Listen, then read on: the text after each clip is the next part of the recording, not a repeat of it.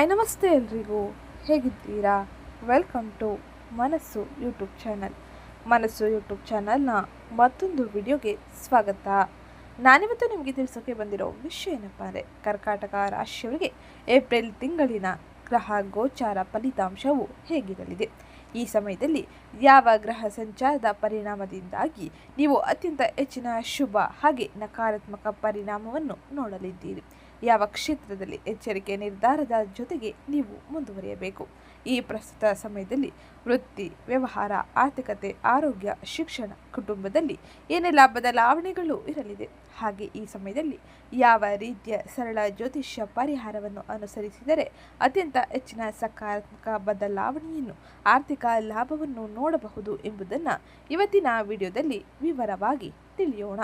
ಅದಕ್ಕಿಂತ ಮುಂಚೆ ಯಾರೇನೂ ಚಾನಲ್ಗೆ ಸಬ್ಸ್ಕ್ರೈಬ್ ಮಾಡ್ಕೊಂಡಿಲ್ಲ, ಚಾನಲ್ಗೆ ಸಬ್ಸ್ಕ್ರೈಬ್ ಮಾಡ್ಕೊಳ್ಳಿ. ವಿಡಿಯೋಗೊಂದು ಲೈಕ್ ಮಾಡೋದನ್ನ ಮರ್ತಿದ್ರೆ ವಿಡಿಯೋಗೊಂದು ಲೈಕ್ ಮಾಡಿ. ಹಾಗೆ ಈ ವಿಡಿಯೋನ ನಿಮ್ಮ ಕುಟುಂಬದವರಿಗೆ, ಸ್ನೇಹಿತರಿಗೆ ಮತ್ತು ಕರ್ಕಾಟಕ ರಾಶಿಗೆ ಸೇರಿದ ವ್ಯಕ್ತಿಗಳಿಗೆ ಶೇರ್ ಮಾಡಿ, ಮಾಹಿತಿನ ತಿಳಿಸ್ಕೊಡಿ. ಹಾಗೆ ಇವತ್ತಿನ ವಿಡಿಯೋ ಕಮೆಂಟ್ ಬಾಕ್ಸ್ನಲ್ಲಿ ಶನೈಶ್ಚರಾಯ ನಮಃ, ಮಹಾಲಕ್ಷ್ಮೀ ನಮಃ ಎಂಬ ಕಮೆಂಟ್ ಮಾಡಿ. ಶನಿಯ ಅನುಗ್ರಹದಿಂದಾಗಿ ಅತ್ಯಂತ ಹೆಚ್ಚಿನ ಸಕಾರಾತ್ಮಕ ಬದಲಾವಣೆಯನ್ನು ನೀವು ನೋಡಲು ಸಾಧ್ಯವಾಗಲಿದೆ. ಹಾಗೆ ಆರ್ಥಿಕ ಪರಿಸ್ಥಿತಿಯಲ್ಲಿ ಇರುವಂಥ ಅನೇಕ ರೀತಿಯ ಗೊಂದಲ ಸಮಸ್ಯೆಗಳನ್ನು ಪರಿಹರಿಸಿಕೊಳ್ಳಲು ನೀವು ಶನೈಶ್ಚರನ ಆರಾಧನೆ ಮಾಡುವುದು ಉತ್ತಮವಾಗಿರಲಿದೆ. ಹಾಗಾದರೆ ಏಪ್ರಿಲ್ ತಿಂಗಳ ಗ್ರಹ ಗೋಚಾರ ಫಲಿತಾಂಶ ಹೇಗಿರಲಿದೆ, ಇದರ ಪರಿಣಾಮದಿಂದಾಗಿ ಏನೆಲ್ಲ ಬದಲಾವಣೆಯನ್ನು ಯಾವ ಕ್ಷೇತ್ರದಲ್ಲಿ ಪ್ರಮುಖವಾಗಿ ನೋಡಲಿದ್ದೀರಿ ಎಂಬುದನ್ನು ಈಗ ನೋಡೋಣ. ಮೊದಲಿಗೆ ನಾವು ನೋಡುವುದಾದರೆ ಸೂರ್ಯನ ಸಂಚಾರ. ಸೂರ್ಯನು ಕರ್ಕಾಟಕ ರಾಶಿಯ 2ನೇ ಮನೆಯ ಅಧಿಪತಿಯಾಗಿದ್ದಾನೆ. ಈ ಪ್ರಸ್ತುತ ಸಮಯದಲ್ಲಿ 10ನೇ ಮನೆಯಲ್ಲಿ ಉಚ್ಚ ಸ್ಥಿತಿಯಲ್ಲಿ ಏಪ್ರಿಲ್ 14ರಿಂದ ಮುಂದುವರಿಯಲಿದ್ದಾನೆ.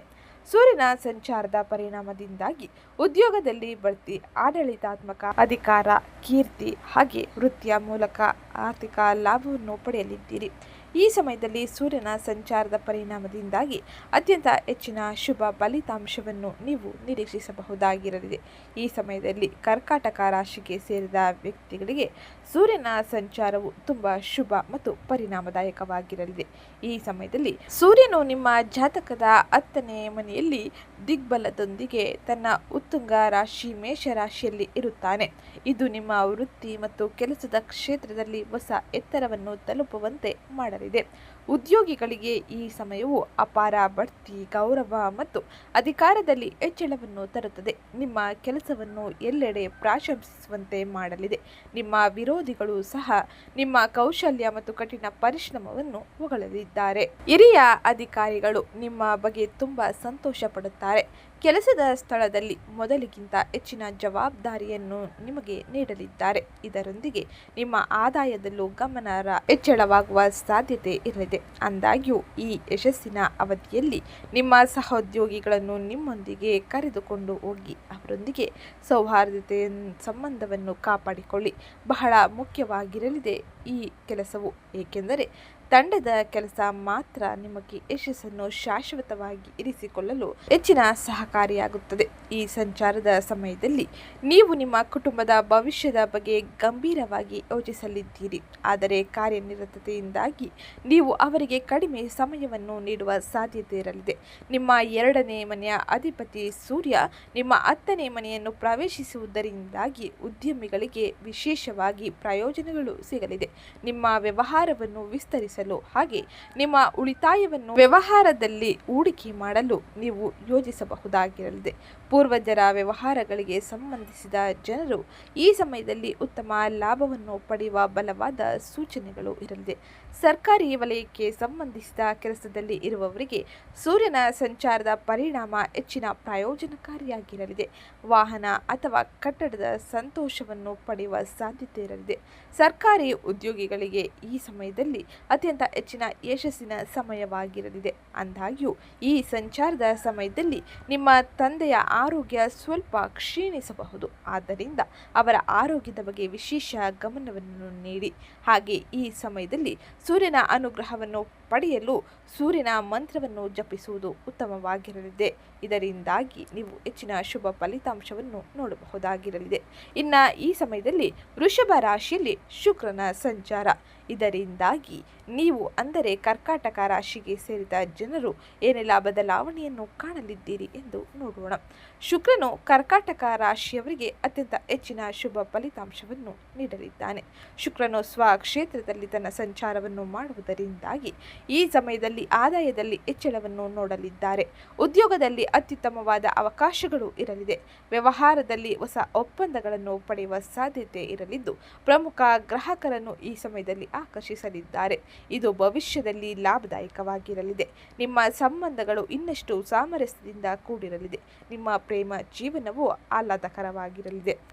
ಹಾಗೆ ಈ ಸಮಯದಲ್ಲಿ ಸೂರ್ಯನ ಸಂಚಾರದ ಪರಿಣಾಮದಿಂದಾಗಿ ಕುಟುಂಬದಲ್ಲಿ ಅನೇಕ ರೀತಿಯ ಬದಲಾವಣೆಯನ್ನು ಕಾಣಬಹುದು.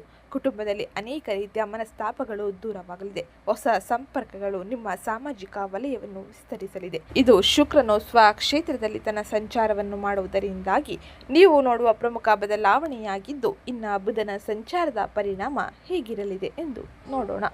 ಮೀನರಾಶಿಯಲ್ಲಿ ಬುಧನ ಸಂಚಾರದಿಂದಾಗಿ ಅನೇಕ ರೀತಿಯ ಬದಲಾವಣೆಯು ಪ್ರತಿ ರಾಶಿಯವರಲ್ಲೂ ಕಾಣಬಹುದು. ಏಪ್ರಿಲ್ 11ರಂದು ಗುರುವಿನ ಗ್ರಹವಾಗಿರುವ ಮೀನರಾಶಿಗೆ ತನ್ನ ಸಂಚಾರವನ್ನು ಮಾಡಲಿದ್ದಾನೆ ಬುಧ.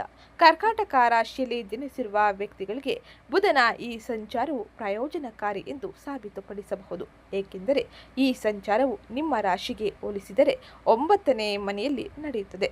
ಆದ್ದರಿಂದ ಈ ಅವಧಿಯಲ್ಲಿ ಈ ಗ್ರಹಗಳ ಸಂಚಾರವು ಕರ್ಕಾಟಕ ರಾಶಿಯಲ್ಲಿ ಜನಿಸಿದ ವ್ಯಕ್ತಿಗಳಿಗೆ ಅದೃಷ್ಟದ ಮೂಲವೆಂದು ಸಾಬೀತಾಗಲಿದೆ. ಇದಲ್ಲದೆ ಈ ಸಮಯದಲ್ಲಿ ಅದೃಷ್ಟದ ಬಲವನ್ನು ನೀವು ಪಡೆಯಲಿದ್ದೀರಿ. ಹಲವಾರು ಬಾಕಿ ಇರುವ ಕೆಲಸಗಳು ಅಂತಿಮವಾಗಿ ಪೂರ್ಣಗೊಳ್ಳುವ ಸಾಧ್ಯತೆ ಅಧಿಕವಾಗಿದ್ದು, ಹಾಗೆ ನೀವು ಶಿಕ್ಷಣ, ಸ್ಪರ್ಧಾತ್ಮಕ ಪರೀಕ್ಷೆಗಳು ಮತ್ತು ವಿದೇಶಗಳಿಗೆ ಸಂಬಂಧಿಸಿದ ಪ್ರಯತ್ನಗಳಲ್ಲಿ ಯಶಸ್ಸನ್ನು ಸಾಧಿಸಲಿದ್ದೀರಿ. ಬುಧನ ಅನುಗ್ರಹದಿಂದಾಗಿ ಕರ್ಕಾಟಕ ರಾಶಿಗೆ ಸೇರಿದ ವ್ಯಕ್ತಿಗಳು ವೃತ್ತಿ ಜೀವನದಲ್ಲಿ ಹಾಗೆ ಹೊಸ ಅವಕಾಶಗಳ ಕಡೆಗೆ ಹೆಚ್ಚಿನ ಪಯಣವನ್ನು ಮಾಡಲಿದ್ದಾರೆ. ವ್ಯಾಪಾರದ ವಿಸ್ತರಣೆ ಯೋಜನೆಗಳು ರೂಪುಗೊಳ್ಳಲಿದೆ. ಧಾರ್ಮಿಕ ಮತ್ತು ಆಧ್ಯಾತ್ಮಿಕ ಚಟುವಟಿಕೆಗಳಲ್ಲಿ ನಿಮ್ಮ ಆಸಕ್ತಿಯು ಹೆಚ್ಚಾಗುವ ಸಾಧ್ಯತೆ ಇರಲಿದೆ. ಇದು ಮಾನಸಿಕ ಶಾಂತಿಯ ಆಳವಾದ ಭಾವನೆಗೆ ಕಾರಣವಾಗಬಹುದು. ಇದು ಪ್ರಮುಖವಾಗಿ ಬುಧನ ಸಂಚಾರದ ಸಮಯದಲ್ಲಿ ನೀವು ನೋಡುವ ಬದಲಾವಣೆಯಾಗಿದ್ದು, ಇನ್ನು ಗುರುವಿನ ಸಂಚಾರದ ಪರಿಣಾಮ ಹೇಗಿರಲಿದೆ ಎಂದು ನೋಡೋಣ. ಗುರುವು ಮಿಥುನ ರಾಶಿಯಲ್ಲಿ ತನ್ನ ಸಂಚಾರವನ್ನು ಮಾಡುತ್ತಿದ್ದು, ಗುರುವಿನ ಸಂಚಾರದ ಪರಿಣಾಮವು ಕರ್ಕಾಟಕ ರಾಶಿಗೆ ಸೇರಿದ ವ್ಯಕ್ತಿಗಳಿಗೆ ಮಿಶ್ರ ಫಲಿತಾಂಶವನ್ನು ನೀಡಲಿದೆ. ಈ ಅವಧಿಯಲ್ಲಿ ನೀವು ಹೆಚ್ಚಿನ ಆದಾಯವನ್ನು ಪಡೆಯುವ ಸಾಧ್ಯತೆ ಇರಲಿದೆ. ಕಠಿಣ ಪರಿಶ್ರಮದಿಂದ ಮಾತ್ರ ಉತ್ತಮ ರೀತಿಯ ಫಲಿತಾಂಶವನ್ನು ನೀವು ಪಡೆಯಬಹುದಾಗಿದ್ದು, ಕೆಲಸವನ್ನು ಮಾಡುವ ಕರ್ಕಾಟಕ ರಾಶಿಗೆ ಸೇರಿದ ವ್ಯಕ್ತಿಗಳಿಗೆ ತಮ್ಮ ಕೆಲಸದ ಸ್ಥಳದಲ್ಲಿ ಕೆಲಸಕ್ಕೆ ಸಂಬಂಧಿಸಿದಂಥ ಹಲವಾರು ಅಡೆತಡೆಗಳು ಈ ಸಮಯದಲ್ಲಿ ಬಗೆಹರಿಯಲಿದೆ. ಇನ್ನು ಮುಂದಿನದ್ದಾಗಿ ಶನಿಯ ಸಂಚಾರದ ಪರಿಣಾಮ ಹೇಗಿರಲಿದೆ ಎಂದು ನೋಡೋಣ. ಶನಿಯು ನಿಮ್ಮ 7ನೇ ಮತ್ತು 8ನೇ ಮನೆಯ ಅಧಿಪತಿಯಾಗಿದ್ದಾನೆ. ಆದರೆ ಈ ಪ್ರಸ್ತುತ ಸಮಯದಲ್ಲಿ ನಿಮ್ಮ 9ನೇ ಮನೆಯಲ್ಲಿ ಅಂದರೆ ಮೀನ ರಾಶಿಯಲ್ಲಿ ತನ್ನ ಸಂಚಾರವನ್ನು ಮಾಡುತ್ತಿದ್ದು, ಶನಿಯ ಸಂಚಾರದ ಪರಿಣಾಮವು ಅದೃಷ್ಟದಲ್ಲಿ ವಿಳಂಬ, ತಂದೆಯ ಆರೋಗ್ಯದಲ್ಲಿ ಒಂದಿಷ್ಟು ಏರುಪೇರು, ಸಂಗಾತಿಯೊಂದಿಗೆ ಭಿನ್ನಾಭಿಪ್ರಾಯಗಳಿಗೆ ಕಾರಣವಾಗಲಿದೆ. ಈ ಸಮಯದಲ್ಲಿ ನೀವು ನಿಮ್ಮ ಕಠಿಣ ಪರಿಶ್ರಮದಿಂದ ಮಾತ್ರ ಉತ್ತಮ ಫಲಿತಾಂಶವನ್ನು ಪಡೆಯಬಹುದಾಗಿರಲಿದೆ. ಶನಿಯ ಸಂಚಾರದ ಸಮಯದಲ್ಲಿ ಶಿಸ್ತುಬದ್ಧ ಜೀವನ, ಪಾರದರ್ಶಕ ವ್ಯವಹಾರವನ್ನು ನಡೆಸುವುದು ಉತ್ತಮವಾಗಿರಲಿದೆ. ಇದರಿಂದ ಮಾತ್ರ ಅತ್ಯಂತ ಹೆಚ್ಚಿನ ಶುಭ ಫಲಿತಾಂಶವನ್ನು ಹಾಗೆ ಉತ್ತಮ ರೀತಿಯ ಬದಲಾವಣೆಯನ್ನು ನೀವು ಕಾಣಬಹುದು. ಇಲ್ಲವಾದರೆ ಒಂದಿಷ್ಟು ತೊಂದರೆ, ಮಾನಸಿಕ ಆತಂಕ ಅಥವಾ ಆರ್ಥಿಕ ನಷ್ಟಗಳಿಗೂ ಕೂಡ ನೀವು ಒಳಗಾಗುವ ಸಾಧ್ಯತೆ ಇರಲಿದೆ. ಇದು ಶನಿಯ ಸಂಚಾರದಿಂದಾಗಿ ಏಪ್ರಿಲ್ ತಿಂಗಳಿನಲ್ಲಿ ನೀವು ನೋಡುವ ಬದಲಾವಣೆಯಾಗಿದ್ದು, ಇನ್ನು ನಿಮ್ಮ ಯೋಗಕಾರಕನಾದ ಮಂಗಳನ ಸಂಚಾರದ ಪರಿಣಾಮ ಹೇಗಿರಲಿದೆ ಎಂದು ನೋಡೋಣ. ಮಂಗಳನು ನಿಮ್ಮ 5ನೇ ಮತ್ತು 10ನೇ ಮನೆಯ ಅಧಿಪತಿಯಾಗಿದ್ದಾನೆ. ಇದಲ್ಲದೆ ನಿಮ್ಮ ಯೋಗಕಾರಕನು ಕೂಡ ಆಗಿದ್ದಾನೆ. 9ನೇ ಮನೆಯಲ್ಲಿ ಅಂದರೆ ಮೀನ ರಾಶಿಯಲ್ಲಿ ಏಪ್ರಿಲ್ 2ರಿಂದ ಮುಂದುವರಿಯಲಿದ್ದು, ಇದರಿಂದಾಗಿ ನೀವು ಉನ್ನತ ಶಿಕ್ಷಣದಲ್ಲಿ ಕಠಿಣ ಪರಿಶ್ರಮ ಹಾಗೆ ಪ್ರಯಾಣದಲ್ಲಿ ವಿಳಂಬ, ಆಧ್ಯಾತ್ಮಿಕ ಒಲವಿನ ಕಡೆಗೆ ಹೆಚ್ಚಿನ ಗಮನವನ್ನು ನೀಡಲಿದ್ದೀರಿ. ಮಂಗಳನ ಸಂಚಾರದ ಪರಿಣಾಮದ ಸಮಯದಲ್ಲಿ ನೀವು ಅತ್ಯಂತ ಹೆಚ್ಚಿನ ಶಾಂತಿಯುತ ನಿರ್ಧಾರಗಳನ್ನು ತೆಗೆದುಕೊಳ್ಳಬೇಕಾಗಿರಲಿದೆ. ಯಾವುದೇ ರೀತಿಯ ದುಡುಕು ನಿರ್ಧಾರವನ್ನು ಈ ಸಮಯದಲ್ಲಿ ಮಾಡಬೇಡಿ. ಹಾಗೆ ಈ ಸಮಯದಲ್ಲಿ ಮಂಗಳನು ನಿಮಗೆ ಅತ್ಯಂತ ಹೆಚ್ಚಿನ ಶಕ್ತಿಯನ್ನು ಹಾಗೆ ಒಂದಿಷ್ಟು ಒತ್ತಡವನ್ನು ಕೂಡ ತರಬಹುದಾಗಿರಲಿ. ಯಾವುದೇ ರೀತಿಯ ಮುಂದುವರಿಕೆಯ ಮುಂಚೆ ನೀವು 10 ಬಾರಿ ಯೋಚಿಸಿ ಹಾಗೆ ಮನೆಯವರ ಅಥವಾ ನಿಮ್ಮ ತಜ್ಞರ ಸಲಹೆಗಾರರ ಸಲಹೆಯನ್ನು ಪಡೆದು ಮುಂದುವರಿಯಿರಿ. ಇದರಿಂದಾಗಿ ಆಗುವ ನಷ್ಟ ಅಥವಾ ಗೊಂದಲಗಳನ್ನು ಪರಿಹರಿಸಿಕೊಳ್ಳಬಹುದಾಗಿರಲಿದೆ. ಇದು ಪ್ರಮುಖವಾಗಿ ನೋಡುವ ಗ್ರಹ ಸಂಚಾರದ ಪರಿಣಾಮವಾಗಿದ್ದು, ಇನ್ನು ಮುಂದಿನದ್ದಾಗಿ ಉದ್ಯೋಗ, ವ್ಯವಹಾರ ಹಾಗೆ ಆರ್ಥಿಕತೆ, ಶಿಕ್ಷಣ, ಕುಟುಂಬ, ಆರೋಗ್ಯದಲ್ಲಿ ಏನೆಲ್ಲ ಬದಲಾವಣೆಯನ್ನು ನೀವು ನೋಡಲಿದ್ದೀರಿ ಎಂದು ತಿಳಿಯೋಣ.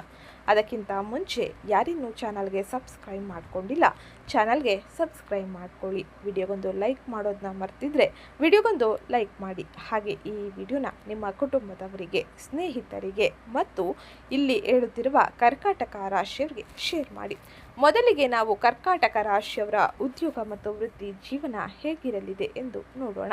ನಿಮ್ಮ 10ನೇ ಮನೆ ಕರ್ಮಾಧಿಪತಿಯಾದ ಮಂಗಳನು ಏಪ್ರಿಲ್ 2ರಂದು 9ನೇ ಅಂದರೆ ಭಾಗ್ಯದ ಸ್ಥಾನಕ್ಕೆ ಚಲಿಸಿ ಶನಿಯೊಂದಿಗೆ ಸೇರುತ್ತಾನೆ.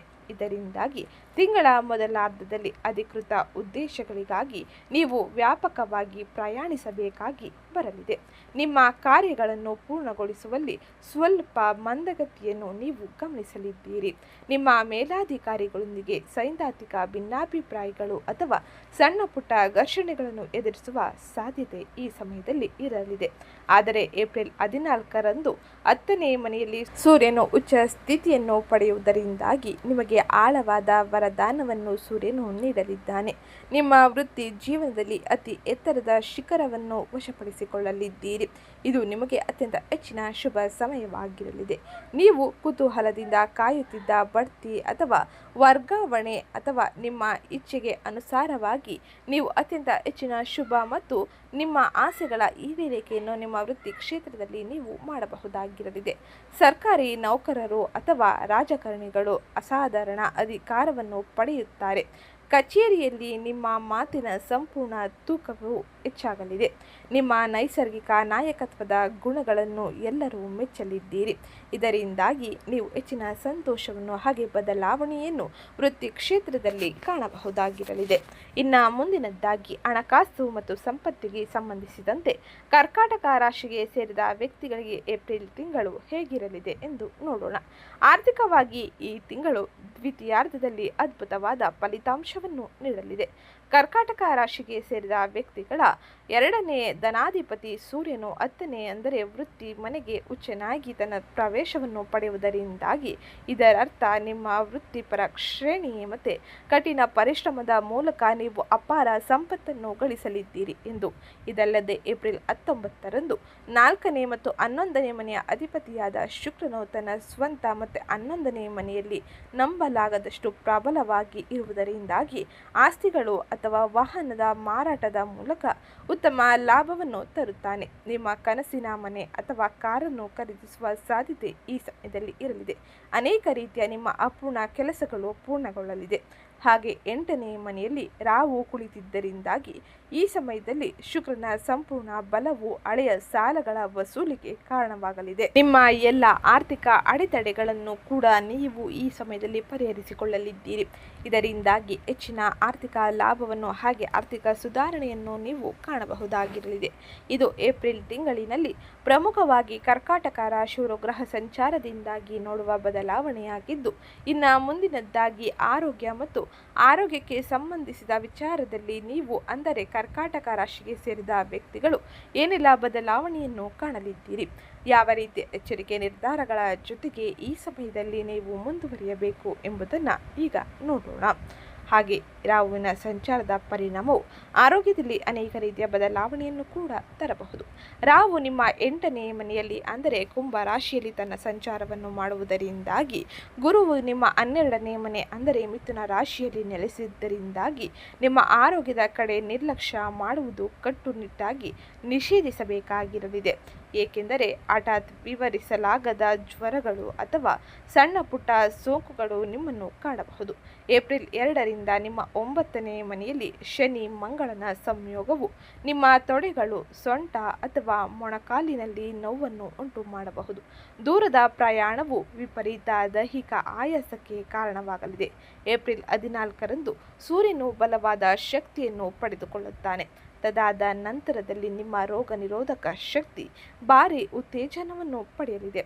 ಅಂದಾಗ್ಯೂ ಸೂರ್ಯನ ಉಷ್ಣ ಸ್ವಭಾವವು ತಾತ್ಕಾಲಿಕ ತಲೆನೋವು ಅಥವಾ ಕಣ್ಣುಗಳಲ್ಲಿ ಉರಿಯುವ ಸಂವೇದನೆಯನ್ನು ಉಂಟು ಮಾಡಬಹುದು. ಸಾಕಷ್ಟು ನೀರು ಕುಡಿಯುವುದು, ಕಟ್ಟುನಿಟ್ಟಾದ ಅಭ್ಯಾಸಗಳನ್ನು ಮಾಡಿಕೊಳ್ಳುವುದು ಉತ್ತಮವಾಗಿರಲಿದೆ. ಆಹಾರ ಕ್ರಮಗಳಲ್ಲಿ ಬಹಳ ಎಚ್ಚರಿಕೆಯೊಂದಿಗೆ ಮುಂದುವರಿಯಿರಿ. ಇದು ಆರೋಗ್ಯದಲ್ಲಿ ಪ್ರಮುಖವಾಗಿ ನೀವು ನೋಡುವ ಬದಲಾವಣೆಯಾಗಿದ್ದು, ಇನ್ನು ಮುಂದಿನದ್ದಾಗಿ ಕುಟುಂಬ, ವೈಯಕ್ತಿಕ ಜೀವನ ಸಂಬಂಧಗಳಲ್ಲಿ ಏನೆಲ್ಲ ಬದಲಾವಣೆ ಇರಲಿದೆ ಎಂದು ನೋಡೋಣ. ಏಪ್ರಿಲ್ ತಿಂಗಳ ಗ್ರಹ ಗೋಚಾರ ಫಲಿತಾಂಶ ಕರ್ಕಾಟಕ ರಾಶಿಯವರಿಗೆ ಏನೆಲ್ಲ ಬದಲಾವಣೆಯನ್ನು ತರಬಹುದು ಎಂದು ತಿಳಿಯುವುದಕ್ಕಿಂತ ಮುಂಚೆ ಯಾರೇನೋ ಚಾನಲ್ಗೆ ಸಬ್ಸ್ಕ್ರೈಬ್ ಮಾಡ್ಕೊಂಡಿಲ್ಲ, ಚಾನಲ್ಗೆ ಸಬ್ಸ್ಕ್ರೈಬ್ ಮಾಡ್ಕೊಳ್ಳಿ. ವಿಡಿಯೋವೊಂದು ಲೈಕ್ ಮಾಡೋದನ್ನ ಮರಿಬೇಡಿ. ಕೌಟುಂಬಿಕ ಜೀವನವು ಮಿಶ್ರ ಫಲಿತಾಂಶವನ್ನು ನೀಡುತ್ತದೆ. ನಿಮ್ಮ 2ನೇ ವಾಕ್ ಸ್ಥಾನದಲ್ಲಿ ಕೇತು ನೆಲೆಸಿರುವುದರಿಂದಾಗಿ ತಿಂಗಳ ಆರಂಭದಲ್ಲಿ ನಿಮ್ಮ ಮಾತುಗಳು ಸ್ವಲ್ಪ ಕಠಿಣವಾಗಿ ಕೇಳಿಸಬಹುದು. ಇದು ಉದ್ದೇಶಪೂರ್ವಕವಲ್ಲದಿದ್ದರೂ ಕೂಡ ಕುಟುಂಬದ ಸದಸ್ಯರಿಗೆ ನೋವನ್ನು ಉಂಟು ಮಾಡಲಿದೆ. ಪಾಪ ಗ್ರಹಗಳು ಶನಿ ಮತ್ತು ಮಂಗಳ 9ನೇ ಮನೆಯನ್ನು ಹಾದು ಹೋಗುತ್ತಿರುವುದರಿಂದಾಗಿ ನಿಮ್ಮ ತಂದೆಯ ಆರೋಗ್ಯದ ಬಗ್ಗೆ ನೀವು ವಿಶೇಷ ಗಮನ ಹರಿಸಬೇಕು ಮತ್ತು ಅವರೊಂದಿಗೆ ಶಾಂತ ಸಂಬಂಧವನ್ನು ಕಾಪಾಡಿಕೊಳ್ಳಬೇಕಾಗಿರಲಿದೆ. ಒಳ್ಳೆಯ ವಿಷಯವೇನೆಂದರೆ ಏಪ್ರಿಲ್ 19ರಂದು ತಾಯಿಯ ಅಂದರೆ 4ನೇ ಮನೆಯ ಅಧಿಪತಿ ಶುಕ್ರ ಲಾಭದ ಮನೆಗೆ ಹೋದಾಗ ನಿಮ್ಮ ತಾಯಿಯಿಂದ ನೀವು ಸಂಪೂರ್ಣ ಅಪೇಕ್ಷಿತರ ಬೆಂಬಲ ಮತ್ತು ಆಶೀರ್ವಾದವನ್ನು ಪಡೆಯಲಿದ್ದೀರಿ. ಮನೆಯಲ್ಲಿ ಸಂತೋಷ ಮತ್ತು ಮಂಗಳಕರ ವಾತಾವರಣ ಮೇಲುಗೈ ಸಾಧಿಸಲಿದೆ.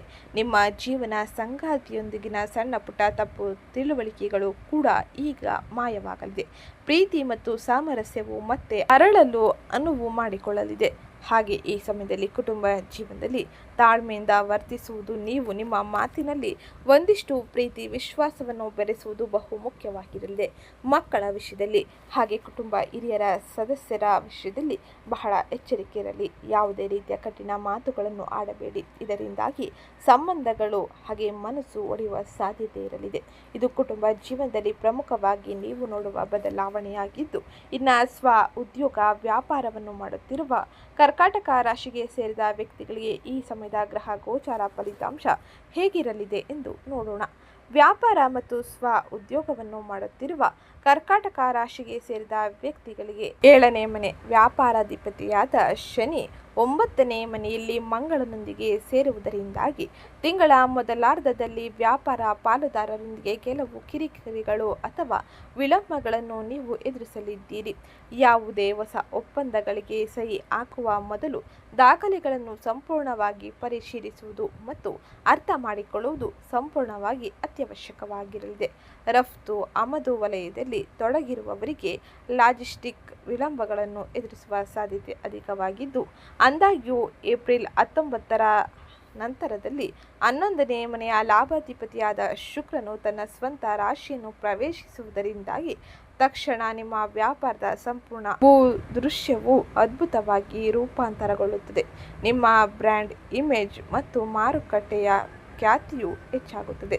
ಐಷಾರಾಮಿ ವಸ್ತುಗಳು, ರಿಯಲ್ ಎಸ್ಟೇಟ್, ಕಲೆ ಮತ್ತು ಆಟೋಮೊಬೈಲ್ ವ್ಯವಹಾರಗಳಿಗೆ ಈ ದ್ವಿತೀಯಾರ್ಧವು ಅನಿರೀಕ್ಷಿತ ಮತ್ತು ಬೃಹತ್ ಲಾಭವನ್ನು ನೀಡುತ್ತದೆ. ಗ್ರಾಹಕರೊಂದಿಗಿನ ನಿಮ್ಮ ಸಂಬಂಧ ಹಾಗೆ ನೆಟ್ವರ್ಕಿಂಗ್ ಸುಧಾರಣೆಯು ಈ ಸಮಯದಲ್ಲಿ ಬಲಗೊಳ್ಳಲಿದೆ. ಒಟ್ಟಾರೆಯಾಗಿ ಸ್ವ ಉದ್ಯೋಗವನ್ನು ಮಾಡುತ್ತಿರುವ ವ್ಯಕ್ತಿಗಳಿಗೆ ಇದು ಅತ್ಯಂತ ಹೆಚ್ಚಿನ ಶುಭ ಮತ್ತು ಅನೇಕ ರೀತಿಯ ಬದಲಾವಣೆಯನ್ನು ತರಲಿದೆ. ವಿದೇಶ ವ್ಯಾಪಾರಕ್ಕಾಗಿ ಕಾಯುತ್ತಿರುವ ಸ್ವ ಉದ್ಯೋಗಿಗಳು ಅನೇಕ ರೀತಿಯ ಅವಕಾಶಗಳನ್ನು ಈ ಸಮಯದಲ್ಲಿ ಪಡೆಯಲಿದ್ದಾರೆ. ಇನ್ನು ಮುಂದಿನದ್ದಾಗಿ ಶಿಕ್ಷಣ ಮತ್ತು ಶಿಕ್ಷಣ ಕ್ಷೇತ್ರದಲ್ಲಿ ಕರ್ಕಾಟಕ ರಾಶಿಗೆ ಸೇರಿದ ವಿದ್ಯಾರ್ಥಿಗಳು ಏನೆಲ್ಲ ಬದಲಾವಣೆಯನ್ನು ಕಾಣಲಿದ್ದಾರೆ, ಯಾವ ರೀತಿಯ ಎಚ್ಚರಿಕೆ ನಿರ್ಧಾರವನ್ನು ತೆಗೆದುಕೊಳ್ಳಬೇಕು ಎಂಬುದನ್ನು ನೋಡೋಣ. 5ನೇ ಮನೆ ಅಧಿಪತಿಯಾದ ಮಂಗಳನು 9ನೇ ಮನೆಯಲ್ಲಿ ಉನ್ನತ ಶಿಕ್ಷಣದ ಮನೆಯಲ್ಲಿ ಶನಿಯೊಂದಿಗೆ ಸೇರುವುದರಿಂದಾಗಿ ಉನ್ನತ ವ್ಯಾಸಂಗ ಮಾಡುವವರಿಗೆ ಅತ್ಯಂತ ಹೆಚ್ಚಿನ ಶುಭ ಫಲಿತಾಂಶಗಳು ಇರಲಿದೆ. ಈ ಸಮಯದಲ್ಲಿ ಕಠಿಣ ಪರಿಶ್ರಮವು ಮಾತ್ರ ನಿಮಗೆ ಹೆಚ್ಚಿನ ಶುಭ ಮತ್ತು ಅನೇಕ ರೀತಿಯ ಬದಲಾವಣೆಯನ್ನು ತರಲಿದೆ.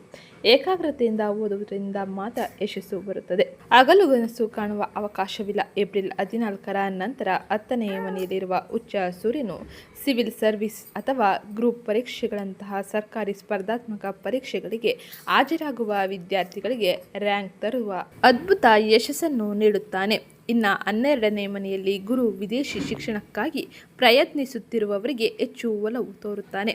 ಒಟ್ಟಾರೆಯಾಗಿ ಶಿಕ್ಷಣ ಕ್ಷೇತ್ರದಲ್ಲಿ ಅದ್ಭುತ ಅವಕಾಶಗಳನ್ನು ನೀವು ಪಡೆಯಬಹುದಾಗಿರಲಿದೆ. ಇದು ಗ್ರಹ ಗೋಚಾರ ಫಲಿತಾಂಶದಿಂದಾಗಿ ನೀವು ನೋಡುವ ಬದಲಾವಣೆಗಳಾಗಿದ್ದು, ಇನ್ನು ಏಪ್ರಿಲ್ ತಿಂಗಳಿನಲ್ಲಿ ಪ್ರಮುಖವಾಗಿ ನೀವು ಮಾಡಬೇಕಾದ ಸರಳ ಜ್ಯೋತಿಷ್ಯ ಪರಿಹಾರವನ್ನು ಈಗ ನೋಡೋಣ. ಅದಕ್ಕಿಂತ ಮುಂಚೆ ಯಾರೇನೂ ಚಾನಲ್ಗೆ ಸಬ್ಸ್ಕ್ರೈಬ್ ಮಾಡ್ಕೊಂಡಿಲ್ಲ, ಚಾನಲ್ಗೆ ಸಬ್ಸ್ಕ್ರೈಬ್ ಮಾಡ್ಕೊಳ್ಳಿ. ವಿಡಿಯೋಗೊಂದು ಲೈಕ್ ಮಾಡೋದನ್ನ ಮರಿಬೇಡಿ. 8ನೇ ಮನೆಯಲ್ಲಿ ರಾಹುವಿನ ದುಷ್ಪರಿಣಾಮಗಳನ್ನು ಮತ್ತು 9ನೇ ಮನೆಯಲ್ಲಿ ಶನಿ ಮತ್ತು ಮಂಗಳನ ಸಂಯೋಗವನ್ನು ತಪ್ಪಿಸಲು ಉಚ್ಚ ಸೂರ್ಯನ ರಾಜ ವೈಭೋಗದ ಶಕ್ತಿಯನ್ನು ಸಂಪೂರ್ಣವಾಗಿ ಬಳಸಿಕೊಳ್ಳಲು ಈ ಸರಳ ಜ್ಯೋತಿಷ್ಯ ಪರಿಹಾರವನ್ನು ಅನುಸರಿಸಿ. ಮೊದಲನೇದಾಗಿ ರಾಹುವಿನ ಶಾಂತಿ. 8ನೇ ಮನೆಯ ರಾಹುವಿನಿಂದಾಗಿ ಉಂಟಾಗುವ ಅನಿರೀಕ್ಷಿತ ಆರೋಗ್ಯ ಸಮಸ್ಯೆಗಳನ್ನು ತಡೆಯಲು ಪ್ರತಿದಿನ ದುರ್ಗಾದೇವಿ ಸ್ತೋತ್ರವನ್ನು ಪಠಿಸಿ ಅಥವಾ ಆಲಿಸಿ. ಮಂಗಳವಾರದಂದು ದುರ್ಗಾ ದೇವಾಲಯಕ್ಕೆ ಭೇಟಿ ನೀಡುವುದು ಅತ್ಯಂತ ಹೆಚ್ಚಿನ ಶುಭದಾಯಕವಾಗಿರಲಿದೆ.